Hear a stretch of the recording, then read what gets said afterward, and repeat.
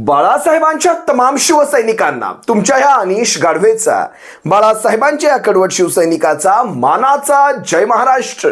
शिवसैनिकांनो, अजूनही शिवसेना एक वादळ या आपल्या हक्काच्या माध्यमाला सबस्क्राईब करायचं राहून गेलं असेल, अजूनही सबस्क्राईब केलं नसाल तर तुम्हा सर्व शिवसैनिकांना पुन्हा एकदा कळकळीची विनंती करतो. आता ताबडतोब शिवसेना एक वादळ आपण सर्वांनी लाखोंच्या संख्येने सबस्क्राईब ठेवा. उभ्या महाराष्ट्राच्या कानाकोपऱ्यात शिवसेनेच्या ज्वलंत विचारांना पोहोचवणाऱ्या या माध्यमाला आपण सर्वांनी मिळून मोठं करा ही नम्र विनंती करतो. अगदी काल परवामध्ये शिवसैनिकांनो, मुंबईच्या वरळीमध्ये भारतीय जनता पक्षाचा एक कार्यकर्त्यांचा मेळावा पार पडला गेला. आपण सर्वांनी पाहिलात. वरळीच्या डोममध्ये, आता डोम आणि डोम कावळे याचा काय समानार्थ जुळतो हे तुम्ही ठरवायचं. वरळीच्या डोममध्ये हा मेळावा झाला. या मेळाव्यामध्ये व्यासपीठावर बसलेले अर्धे कंबळीचे, काँग्रेसी असतील, इतर पक्षातले असतील, जे कोणी नेते होते, कंबळीचे स्वयंघोषित निष्ठावंत, जवळपास 50 ते 60% व्यासपीठ हे काँग्रेसी, राष्ट्रवादी काँग्रेसी, शिवसेना असेल, इकडच्या आयात नेत्यांवरनं भरलं गेलेलं होतं. ठीक आहे, तो आपला विषय नाही. पण हे कंबळीचे बगल बच्चे, आम्ही किती निष्ठावंत, हे धाय मोकलून घसा कोकलून सांगायचा देवेंद्र फडणवीसांच्या समोर एक प्रयत्न करत होते. ते पाहून एक विनोदच वाटत होता. असो, लक्षात घ्या, मला त्या मेळाव्यातलं ॲडव्होकेट आशिष शेलार, ज्याच्याविषयी मला वाटतं देशपांडेंनी एक सुंदर कविता केली होती. समजतो स्वतःला मामा शेलार, पण हाच आहे आशिष झोलार. आशिष झोलार, आठवते तुम्हाला ही कविता? मला वाटतं गुढीपाडव्याचं भाषण होतं ते. चुकत असेल तर सांगा मला. या आशिष शेलाराचे 1.5 मिनिटाचं मी तुम्हाला भाषण ऐकवतोय. तुम्ही म्हणाल कुठे हा माणूस ऐकवता आम्हाला? लक्षात घ्या, मला तुमच्या भावना समजतात शिवसैनिकांनो, पण तरी सुद्धा काय सांगायचंय. आणि मी 2 दिवसापूर्वी जो व्हिडिओ केला होता आणि मला जे सुचवायचं होतं तेच आशिष शेलारने या 1.5 मिनिटात बोललेलं आहे. तुम्ही जरा ऐका आशिष शेलार काय म्हणतायत. जेवढे आहेत तेवढाला शूट करा. देवेंद्रजी, मला आनंद या गोष्टीचा आहे. 7 दिवस दूरचित्रवाहिनीवर आमची सभा आहे, जल्लोष आहे असं प्रचार करून सुद्धा लोक जमतील असं एका पक्षाला वाटलं नाही. म्हणून बरेच पक्ष एकत्र येऊन जे काही डोम मध्ये बऱ्याच पक्षांचं मिळून होणार आहे, त्यापेक्षा एकटा पक्ष, एक झेंडा, एक नेता आणि एक कर्तृत्व, त्याचा व्हिडिओ आपण बघा. व्हिडिओमध्ये आशिष शेलार म्हणताय, देवेंद्रजी, बघा त्यांचं मी वाक्य लिहून घेतलं. देवेंद्रजी, मला आनंद या गोष्टीचा आहे. 7 दिवस वृत्तवाहिनीवर आमची सभा आहे असं सांगून लोकांना एकवटवण्याचा प्रयत्न करत होते. आणि त्यातूनही लोक एकवटली नसती, त्यामुळे हा मोर्चा रद्द केला. किंवा हे जे वरळीचं डोम आहे, आता इथे एकट्या माणसाने, म्हणजे एकट्या पक्षाने हे डोम भरणार नाही वरळीचं, त्यामुळे अनेक पक्ष मिळून आता हे वरळीचं डोम भरणार आहेत. मला ह्या गोष्टीचा आनंद आहे देवेंद्रजी. आपल्या एकाच पक्षाने, एक पक्ष एक निशाण, काय त्यांनी ते सांगितलं तिथे, आपल्या एकाच पक्षाने हा वरळीचा डोम भरला. अरे, राज्यात सरकार तुमचं, केंद्रात सरकार तुमचं. आता तुमच्याकडे काय आणि काय नाही हे सांगायला लावू नका. आणि त्यात वरळीचा डोम भरला म्हणून तुम्हाला एवढ्या फुशारक्या काय सांगायचं. वरळीचा डोम भरण्यासाठी एक कबड्डीची मॅच लावा, वरळीचा डोम भरतो. लक्षात घ्या, त्याच वरळीच्या डोम मध्ये मला माझं तुम्ही 1-1.5 वर्षांपूर्वीचं ते आदित्य साहेबांच्या प्रेझेंटेशनवरचं एक व्हिडिओ चांगली व्हायरल झाली होती एबीपी माझावर. त्यात मी वरळीच्या डोम बाहेर उभं राहूनच मी बोलत होतो. त्या वरळीच्या डोम मध्ये न भूतो न भविष्यती एवढी माणसं तिथे बसली होती, शिवसैनिक वर खाली, म्हणजे जे दोन्ही भाग आहेत, एक बाल्कनीचा भाग आहे तिथे सुद्धा, खाली सुद्धा आणि बाहेर सुद्धा शिवसैनिक. एकट्या शिवसेनेने ते भरवलं.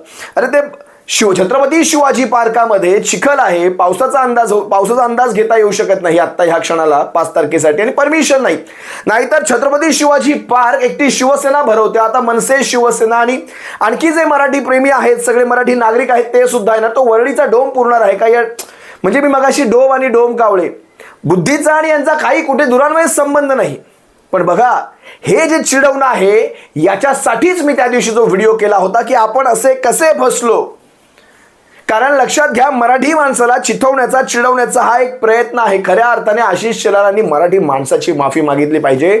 तो मोर्चा हा कुण्या पक्षाचा नव्हता, तो मोर्चा हा कुण्या संघटनेने काढला नव्हता, कुण्या झेंड्याखाली, कुणा राजकारणाच्या खाली काढला नव्हता. तो मोर्चा मराठी माणसाने, मराठी माणसासाठी, मराठीच्या हितासाठी म्हणून काढला होता. त्याला हे म्हणतायत माणसं जमली नसती.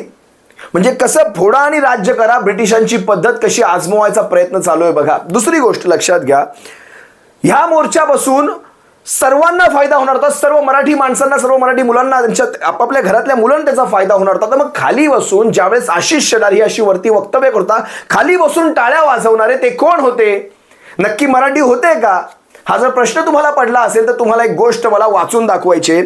आशिष शेलारांच्या वेबसाईट म्हणण्यापेक्षा फेसबुक पेजवर जायचं. अगदी काहीच, मला वाटतं 1-2 दिवसांपूर्वीचं त्यांची एक पोस्ट मी वाचून दाखवतो. मुंबई महानगरपालिकेच्या आगामी निवडणुकांच्या पार्श्वभूमीवर भारतीय जनता पक्षाच्या निवडणूक तयारीस आणि व्यवस्थापनात जी त्यांनी समिती बनवली आहे, त्या समितीमध्ये कोण कोण आहे पहा. पहिली म्हणजे मी तुम्हाला 19 नावं वाचून दाखवतो. त्या 19 मध्ये मराठी किती आहेत तुम्ही पहा. पहिलं नाव आहे ॲडव्होकेट आशिष शेलार, दुसरं आहे किरीट सोमय्या, तिसरं आहे श्री विजयभाई गिरकर, चौथं प्रकाश मेहता, पाचवं मधु चव्हाण, सहावं राज पुरोहित, सातवं कालिदास कोळंबकर, आठवं ॲडव्होकेट पराग अळवणी, 9वं कॅप्टन तमिल सेल्वन, 10वं राम कदम, 11वं पराग शहा, 12वं श्रीकांत भारतीय, 13वं जयप्रकाश ठाकूर, 14वं माधव भंडारी, 15वं हाजी अराफत शेख, 16वा श्रीमती राणी द्विवेदी, 17वा संजय पांडे, 18वं दिलीप पटेल, 19वा अरुण देव. यामध्ये जवळपास मला वाटतं 19 पैकी 9 नावं ही परप्रांतीय, 9 कसली 10 नावं झाली, म्हणजे 50% नावं. 19 पैकी 10 नावं जर परप्रांतीय म्हणजे 50% नावं ही बाहेरची. आता विचार करा, 83 विद्यमान नगरसेवकांपैकी 2019च्या यांचे जवळपास 83 पैकी 53 नगरसेवक हे परप्रांतीय, विशेषतः गुजराती आणि मारवाडी समाजाचे आणि काही उत्तर भारतीय. लक्षात येतंय तुम्हाला हा सगळा मराठीला दाबण्याचा प्रयत्न कुठून होतोय आणि कुठून याची सुरुवात होते? बरं, याच सगळ्यावर मी तुम्हाला आणखी एक व्हिडिओ दाखवतो. काल सहज माझ्या पाहण्यात आला. खरं तर या व्यक्तिमत्वाला किती महत्त्व द्यायचं हे तुमचं तुम्ही ठरवा किंवा माझं मी ठरवेल, पण इथे हे दाखवणं जास्त गरजेचं आहे. एखाद्या व्यक्तीने किती इंटरफिअर करावं. तुम्ही राजकारणात नाही ना, मग राजकारणात नाही तर राजकारणात इंटरफिअर करण्याचं हे का करतायत मला माहित नाही. तुम्ही जर एकदा हा व्हिडिओ पहा. या व्हिडिओत हे व्यक्तिमत्व नेमकं काय बरळतंय जरा पहा. आता आपण कोणता पिक्चर एका मूवीच्या स्क्रीनिंगला आलो आहे, सितारे जमीन पर. त्यात आपण पाहिलं की स्पेशली एबल्ड मुलं ही कशी वेगळी असतात, पण ही कशी शिकतात आणि आपल्याला पण शिकून जातात. शेवटी हे काय दाखवतं की प्रेम या जगात जरुरी आहे. आणि हे प्रेम कसं वाढतं, आपण एकमेकांशी नीट बोलू शकलो तर. आणि बोलू कसे शकणार, जितक्या जास्त भाषा आपण शिकलो तितकं चांगलं पूर्ण जगाशी आपण बोलू शकणार. तर महाराष्ट्रासाठी मराठी नंबर 1 जरुरी आहेच, याच्यात काही वाद नाही. पण जर आपल्याला पूर्ण हे विश्वात आपल्याला लोकांशी जर एक संवाद साधायचा आहे तर इंग्लिश पण जरुरी आहे, जे आपण महाराष्ट्रात ठेवलेलं आहे. तसंच भारतात उत्तर दक्षिण पूर्व पश्चिम काय जोडतं? हिंदी. तर मला पर्सनली वाटतं की हिंदी पण ही एक अशी भाषा आहे जिचा समावेश असावा आणि इनफॅक्ट कित्येक भाषांचा समावेश असावा. कारण लहानपण असं असतं जेव्हा ग्रास्पिंग खूप चांगलं असतं मुलांचं, तर जेवढं त्या भाषा ग्रास्प लहानपणी करू शकतात मोठेपणी नाही करू शकत. तर भाषा जास्तीत जास्त शिकणं मुलांसाठी चांगलं आहे पुढच्यासाठी. तर त्या हिशोबाने पण अकॅडमिकली पाहिलं तर मला वाटतं भाषांची इन्क्लुझिव्हिटी जी करिक्युलममध्ये असते ती असायला पाहिजे, ऑप्शन्स द्यायला पाहिजे आणि त्यातनं मुलं चूज करू शकतात. खरं तर या व्यक्तिमत्वाबद्दल आपण इथे काय बोलावं हाच एक प्रश्न पडतो. पण का नको तिथे हे नाक खुपसणं कशासाठी? राजकारणाचा धचा माहिती की नाही मला माहीत नाही. बरं, मराठी धड बोलता येईना.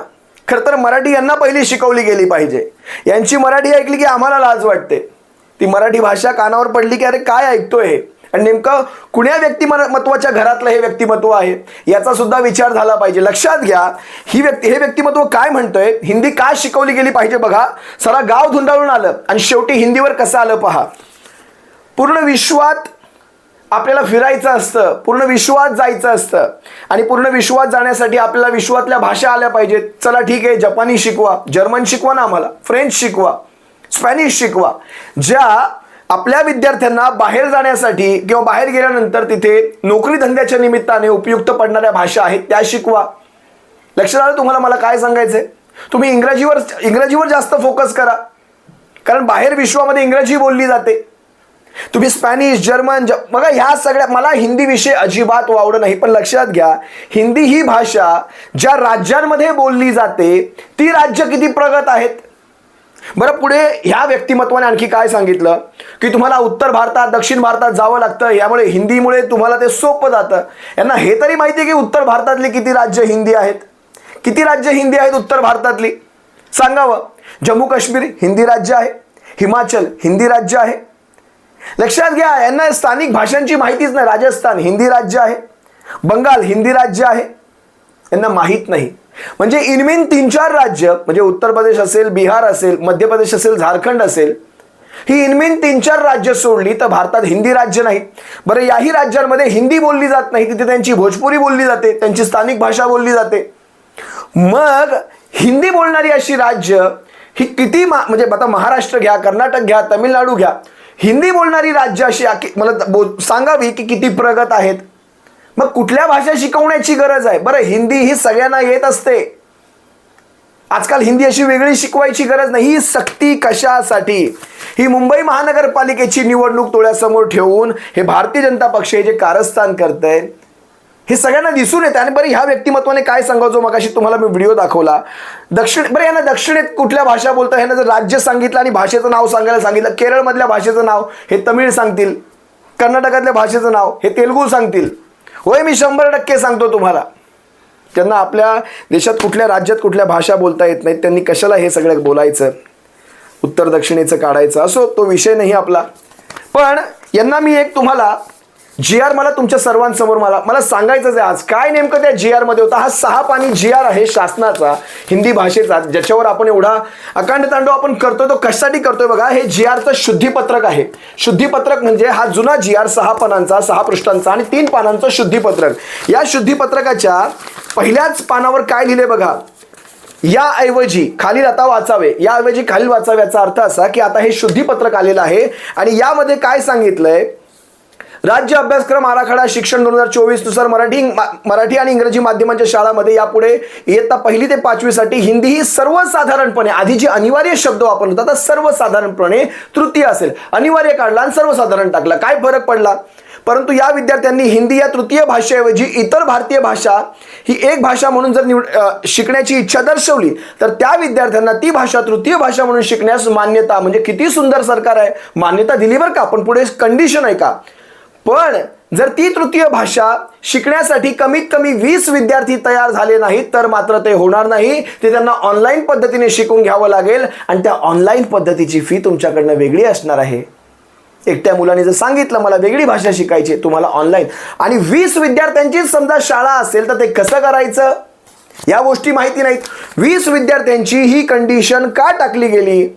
20 विद्यार्थ्यांनी जर इच्छा दर्शवल्यास त्याच्या अध्यापनाकरता आम्ही शिक्षक उपलब्ध करून देऊ, नाहीतर ही भाषा ऑनलाईन पद्धतीने शिकवली जाईल. आणि ऑनलाईन शिक्षणाची काय दशा आहे, काही वेगळं सांगायची गरज आहे. कोविड काळामध्ये आपण सारं पाहिलेलं आहे.